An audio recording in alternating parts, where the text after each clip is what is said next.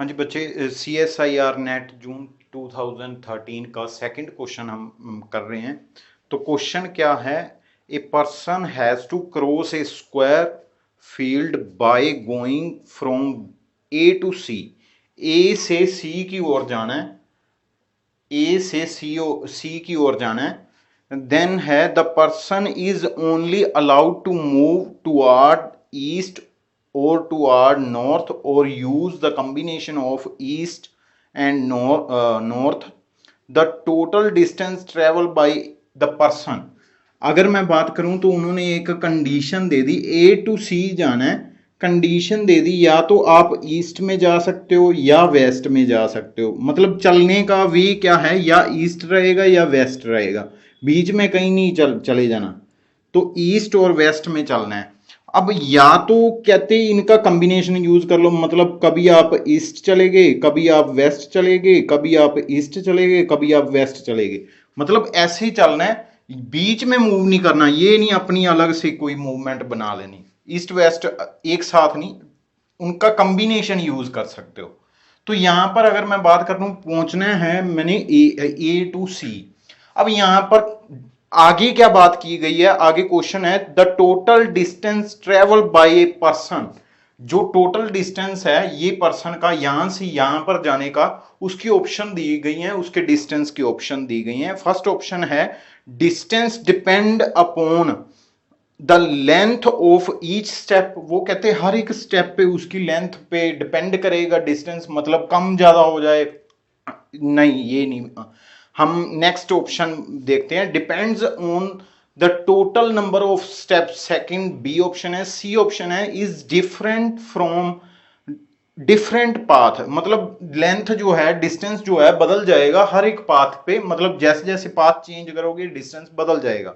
Then है the distance is same for all path. मतलब distance जो है वो सेम रहेगा ऑल पाथ के लिए। अगर मैं यहां पर ड्रॉ करूं, देखना बेटा, यहां पर ए सपोज एक ए पॉइंट है, ठीक है जी, ये उसका, मैं यहां पर कोई सी है, ठीक है, ये है। मैं होपफुली ऐसे भी जा सकता हूं, इधर गया देन ऊपर चला गया, है ना। तो ये जो मूवमेंट आई, ये क्या आई, यहां पर क्या है, बी है। तो ये जो आया डिस्टेंस क्या बनेगा, ये डिस्टेंस बनेगा A B plus B C, ठीक है। अब ये A B plus B C distance है। अगर मैं यहां पर बात करूं, मैंने सी पर पहुंचना है, तो उसका और क्या वे हो सकता है। मैं पहले चलूं नॉर्थ, उस यहां पर ईस्ट एंड नॉर्थ है, ठीक है, ईस्ट एंड नॉर्थ। तो यहां पर पहले चलूं नॉर्थ, फिर मैं चला गया ईस्ट, फिर नॉर्थ, फिर ईस्ट, फिर नॉर्थ, फिर ईस्ट, फिर नॉर्थ, फिर ईस्ट, फिर नॉर्थ, फिर ईस्ट। तो यहां पर मैं पहुंच गया। अब मैंने उनका कॉम्बिनेशन यूज किया है नॉर्थ एंड ईस्ट का। अब अगर मैं बात करूं डिस्टेंस की, अब डिस्टेंस में क्या डिफरेंस आया, यहां पर अगर मैं ये लाइन ऐसे लगा दूं, ये डिस्टेंस जो है यहां, ये जो डिस्टेंस है इसके साथ सेम है। यहां पर अगर मैं डॉटेड लाइन लगाऊं, ये वाला डिस्टेंस सेम है, देन ये वाला डिस्टेंस सेम है, देन ये वाला डिस्टेंस कंबाइन। अगर मैं ईस्ट में बात करूं, ईस्ट का जो डिस्टेंस है वो ए बी ही है। चेक करना कितना आ रहा है, ए बी ईस्ट का जो है।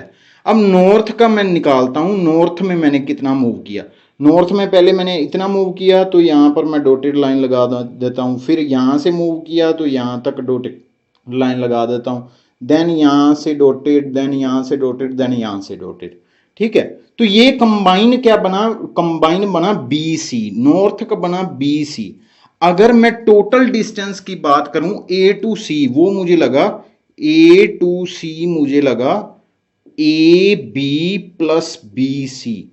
अगर ध्यान से देखो, अगर मैं ऐसे सिंपली मूव करता हूं, पहले ईस्ट देन डायरेक्ट नॉर्थ, तो मेरे पास डिस्टेंस क्या आ रहा है, सेम आ रहा है, A B plus B C. अगर मैं उनके कॉम्बिनेशन यूज करता हूं फिर भी डिस्टेंस सेम है।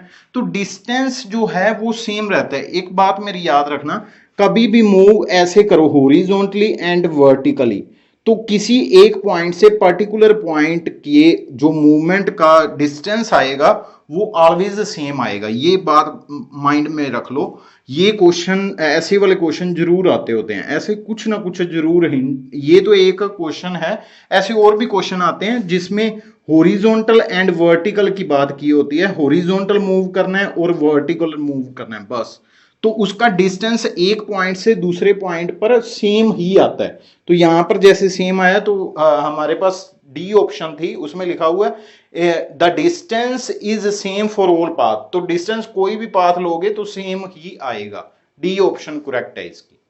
थैंक यू बच्चे, जय हिंद।